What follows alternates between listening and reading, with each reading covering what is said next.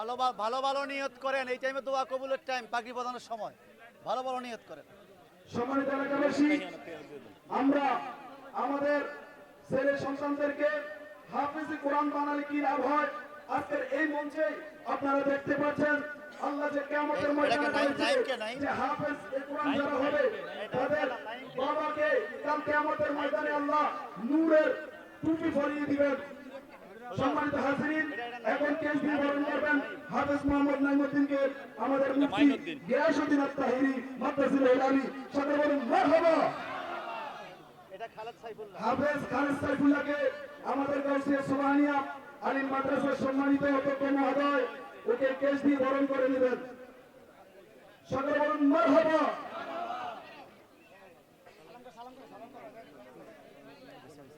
সম্মানিত শুধু আপনারা যারা দূর সাইডে আছেন, দয়া করে আমরা আপনাদের কাছে বিনীতভাবে অনুরোধ করছি আপনারা এখানে